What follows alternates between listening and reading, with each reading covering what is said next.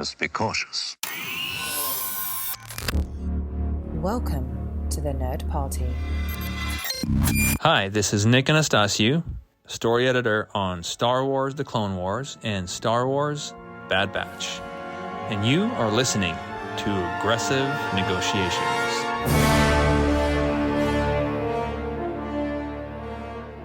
Well, hello and welcome to Aggressive Negotiations, that wonderful little slice of Star Wars heaven coming at you from, well, we can't tell you where because we just found a secret compass and it's led us to a planet nobody's been to for a very long time. And I'm just one of your hosts here, Matthew Rushing, and with me, as he is always, Jedi Master Indiana Jones. Wait, your name is Indiana?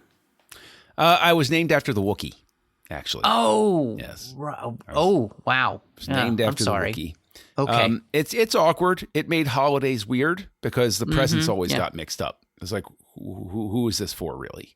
Yeah. So I mean, he knew when you got his satchel and you got his pants, which was which. So. Well, that's true. That's true. It was also, it was awkward because we had to share the special VR helmet every Life Day. Oh, yes, that was, right. That was always a weird thing. It was a weird thing. Didn't feel right, but, you make allowances for... Yeah, I mean, sharing it, that's... Anyway, you can find us all over the place. Wherever you're getting your podcasts and listening, please do us a favor and subscribe.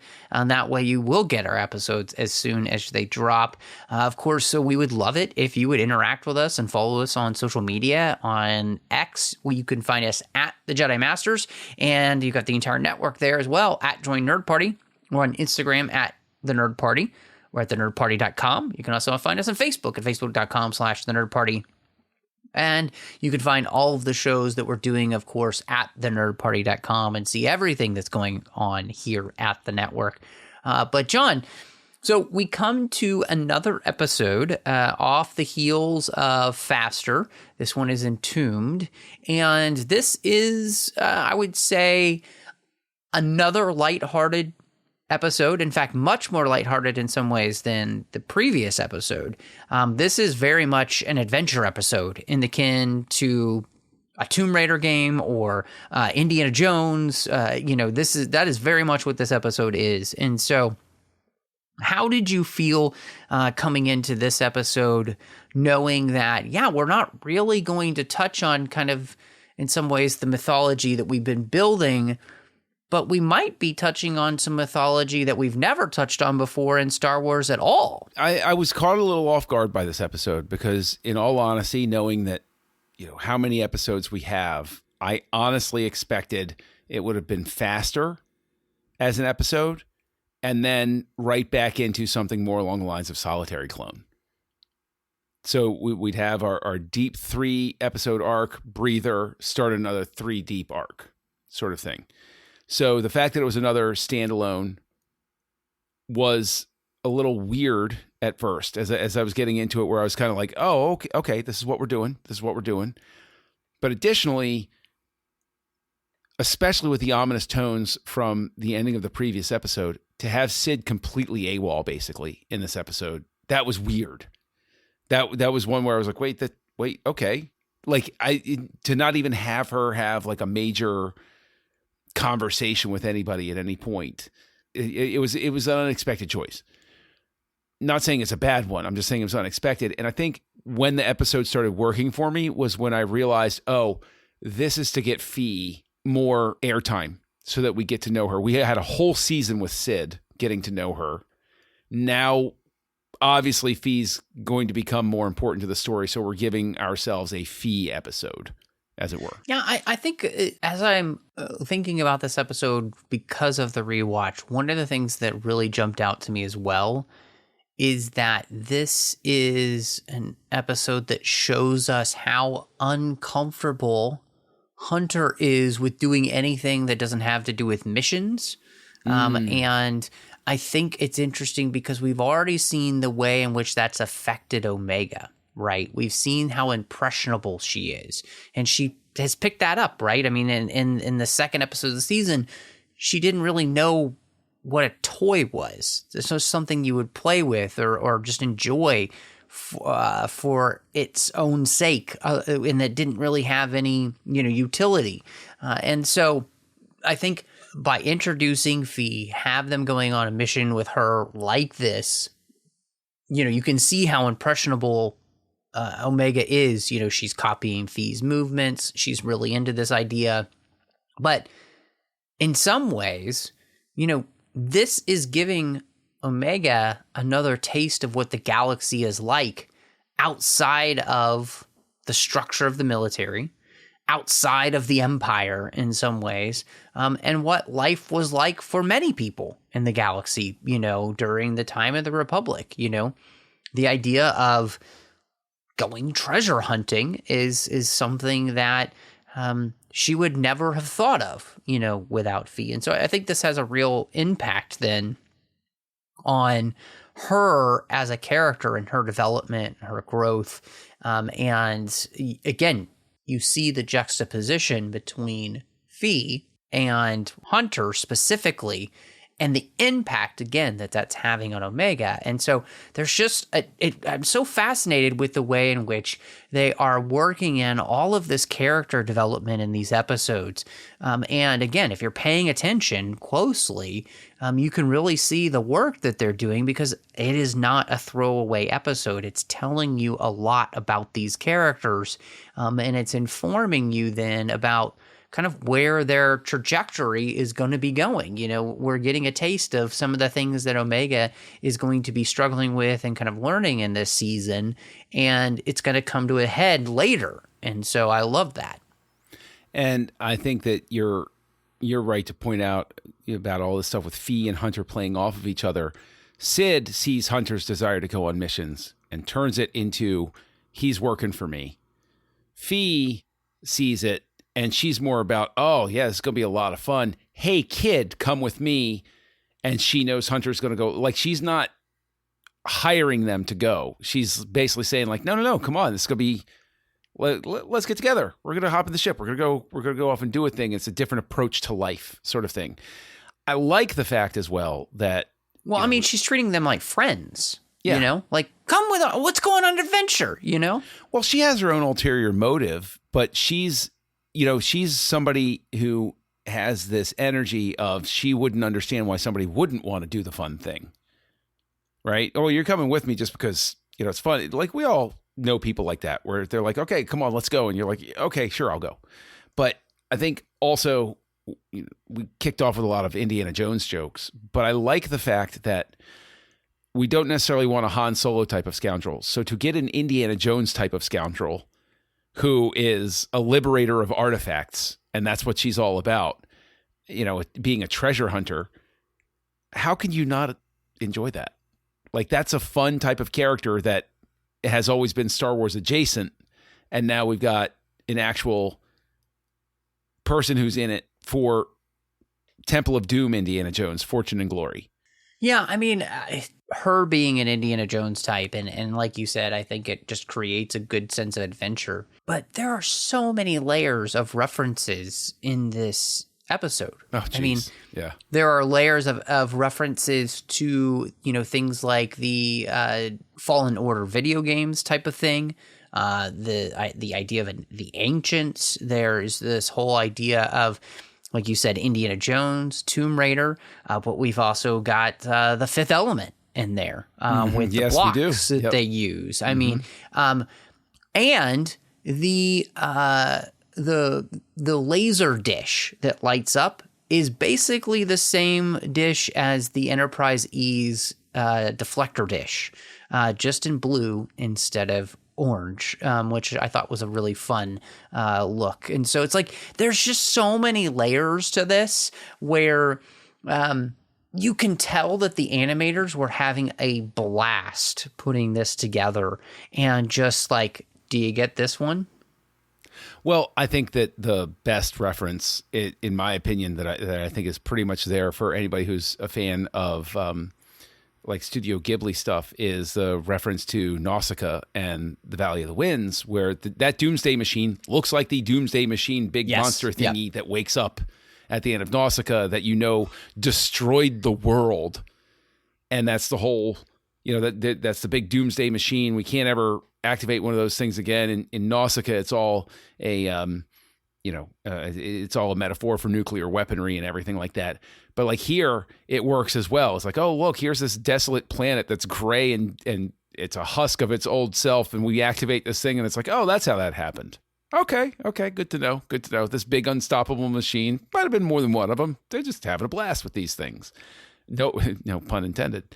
But I like the fact as well that the interior design of it, this is something I consider very thoughtful, is a lot of times there's this impulse when you see quote unquote ancient machinery that it seems almost animated by magic. But when Phee is climbing around in the insides of it, trying to get the block back, trying to get the heart back, you see cabling and you see all of these things and you're like, oh, well, it's not familiar to me. However, it's put together. It's a machine. Like when I get on the insides, it looks like a machine. Here's an interesting thing I want to float by you. When I saw it activate this time and they were inside basically the command bridge, I got a sense of Morgan Elsbeth's ship in Ahsoka. Ooh. That is very interesting. And I think same that sort of feel and lines and lighting. I mean, not exactly one-to-one, but similar. No, I get what you're going for, though, and what you're saying. And just thinking of the lined nature of the inside that creates kind of the lighting and everything as well. And the map work that we got in, the Ahsoka series. And, of course, knowing that, these people learn to tame space whales so they could get to another galaxy and all this. So, yeah, the idea of this having something to do with ancients and them creating a device that destroyed themselves. I think, like you said, you're playing with so many great ideas here that harken back to like Godzilla type films and everything with creating the atomic weapon that destroys us, and all of that kind of stuff. So I think all of that's awesome. And the other beauty of this episode to me is that they find a compass that leads them to a weapon to which you could absolutely see Palpatine wanting to use, to find a way to recreate. And the thing to me is that this episode, by them destroying it, they take a weapon off the table that the Empire could have used. It's akin in some ways to the way Rebels takes away the fighter that Thrawn was working on. TIE Defender, yeah. The TIE Defender. Thank you. But this one was completely unintentional. But you just know that this is the type of stuff that Palpatine would be looking for in the galaxy and would love to come across. The same way they did with the Zillo Beast. And maybe to hide in his special little mountain somewhere. Yes, exactly. Maybe. Yeah. All I wanted was a freaking laser beam with, Yeah, sharks with laser beams on their heads. Okay. That'll be for the next series. But what I like is this is a bit of world building because we talked about it with Faster. This is a bit of Star Wars galaxy world building, giving a sense of history in that they just found this thing laying there. And so, you have the accidental discovery and those sorts of things. But what it does is it layers on this idea that I think also ties into what the Ahsoka show and what Rebels went into and Clone Wars as well. The idea that there is a civilization even older that's gone away, that these things go through cycles, and that it really ties into that idea that things move in cycles, civilizations rise and fall. And why would we think that the arc of galactic history had never advanced to the point of a Death Star before? Right? The Death Star is a unique thing, but it's really a variation on a theme. Mm-hmm. And it's a theme that's been playing throughout the history of the entire galaxy, which would be inevitable. It would have to. There's no way it couldn't. And, it was probably just sectioned off better and harder to access, systems could destroy themselves without other systems knowing about it until you had one centralized government that, could dominate them all. But I think that that is a thing that's easy to overlook, is that it's important to have something like this so that you can say, oh, okay, we've been here before. Mm-hmm. Yeah, the same way that let's say you go, just because it, my own faith tradition, like I think of something like the Tower of Babel, which speaks to the idea that like, oh no, they built all these great big technological things and everything's great, and it got wiped out and they had to start over, sort of thing. And even ties into like some of the stuff that used to be dismissed as crank-like in the 90s, but we're all sort of like plugging into now this idea that maybe there was an even more ancient human civilization that did go through some sort of apocalypse. Right. Well before, our modern civilization then picked up the baton of what was left and ran with it as best they could until eventually we got to this age and we'll wipe ourselves out again. And I know I'm rambling, but it's like just a tiny little episode like this then really opens up even more possibilities for me to interact with Star Wars on that sort of like intellectual gut level about what other stories are out there. Yeah. Yeah, I think, one of the things that Star Wars did, of course, all the way back even in 1977, right, is you open with a crawl, right, which sets the story.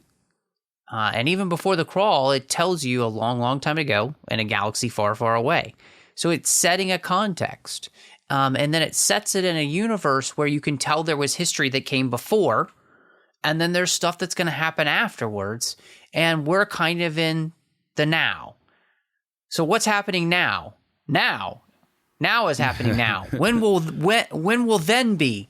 Soon, and so I think that that's something that this does too, right? This helps ground the fact that, yes, the galaxy has been around for a long time, and there have been civilizations that have risen and fallen, that have died because of choices that they've made, cataclysms that have happened. So just like our own world, we have civilizations built on civilizations, and it makes it fun. I think that's what Star Wars, we kind of forget sometimes that it can just be fun. And so I think that this episode brings some of that fun in. And I would say it's good for it to bring some fun in here at the beginning of this season, because as we know, this season and where it's going is the Empire Strikes Back of this show. And it's going to get pretty dark, with what happens, especially when we start to peel back even more of the layers of, what they want with Omega, what they're trying to do with that. And then those are the things that we're fully, I think, going to finally explore in the third season. And these two episodes together, of Faster and then Entombed, are really enjoyable. And this one, again, I think, like Faster, it's the character work and really setting up Omega. We're setting up the character Phee. We're still setting up the relationship between like her and Tech. We're also setting up her relationship with the rest of the clones. We're setting up the relationships that the clones have with Omega, especially Hunter. It's just all of these little things that are happening, to which I think make this an enjoyable episode. Plus, I think every show, even if it's serialized, it's nice to have those episodes that you can kind of just pop on and enjoy and not necessarily feel like, oh, now I've got to watch 4 more episodes because they all connected and I can't stop, right? This is one of those episodes in The Bad Batch. Or I have to watch 3 episodes before it to get... Exactly, right. Yeah, some of the... I actually just recently started rewatching, just on a lark, the original series of Star Trek. And it's like, because I put in disc 1 and it's like, oh, the man, they're they have them arranged in air date order. And everybody knows Man Trap was technically the 4th episode or something like that, but they aired it first because that's the decision that they made. And then actually the actual pilot was number 4. Like, and so like, so which one is number 1? And then you look at it, you're like, it kind of doesn't matter, does it? And so episodes like that can be fun, where it's like, it's okay. We'll take what we can get. Now the thing is, I'm afraid before we go that people are, and it's unfounded, I'm sure, but like, was there anything about this episode you didn't like? Because, obviously we've been just really loving the whole series, and we've had a lot of positive comments. And this is not a loaded question to try to like set you up so that I can say, well, this is what I had a problem with. Because I'll lay my cards on the table. I didn't have a problem with anything in the episode. I loved even the music cues sounded a lot like Indiana Jones at certain points. And I was like, oh, okay, cool. And, I liked it. Was there anything that didn't work? Was there anything you wish they had done differently? Yeah, I'm glad that you asked the question, because I think it's a good one. But I find myself like you, where this was just an episode that I just enjoyed. I loved what they were doing. I loved all the references. And like you said, I think the music is a standout in this episode, in the sense of bringing back all of those feelings of watching those adventure type films like Indiana Jones and whatnot. So I got a kick out of it, and I actually just got a kick out of rewatching it. And again, I think I'm really enjoying the way even these type of episodes that don't have as much to do with the overarching massive mythology that they're building for the show.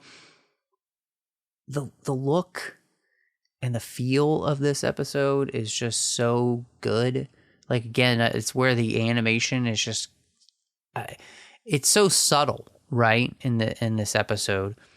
But man, the stuff they're doing, and the lighting is usually the thing that where I feel like this show has so progressed. The lighting choices that they're making, like when Omega does this, she's looking through the compass, and she's seeing it in a different light and everything. Yeah, those are the type of things that I love getting in the episode, where because there isn't a ton going on, you get to focus on the little stuff, and that's the type of thing that I just enjoy. So, I mean, I'm sure people can think, they just fanboys or whatever, but legitimately, it's kind of like how I feel about, and I know people don't love, and a lot of people didn't love Star Trek Enterprise, but like I really enjoy Star Trek Enterprise, and I also enjoy the first 2 seasons of Star Trek Enterprise a lot more than other people do. I feel like this is akin to that, where people just kind of like to be like, yeah, about it, but they don't really, and it's like, it just feels like they're doing that because it's not meeting their expectations more than it is about the actual episode itself. It's interesting you bring up Enterprise, because that's one where I was really hard on that series for the first couple of seasons. And then when I went back and I started rewatching, I was like, oh, no, this is actually pretty good. Kind of like this, kind of like what they're doing here. So I like that you brought that up. And I'd say that, Omega looking through the compass works a lot better than a mystery dagger that lines up with a, huge chunk of Death Star that shouldn't have survived. But if people want to connect with you out there in the wilds of the internet, looking for your own heart of the big monster machine that will broadcast all of the podcasts that you're on, where can they find you? Well, you can find me looking for the heart of the mountain, under the mountain with the dwarves and the hobbit, since that was another reference. Yes, it was. But you can also find me on social media under the name MattRushing02 here on the network, talking about the Harry Potter series, one chapter of the time, and Owl Post over on the TFM network. You can find me doing the 602 Club, where we're talking about all of those franchises we love outside of Star Trek, and John's a frequent guest there, so you'll want to check that out. Also find me doing Literary Treks, The Orb, Warp 5, The Artificial Tango, and Saddle Up. But John, when you're not trying to figure out what your next adventure is going to be, where can people find you?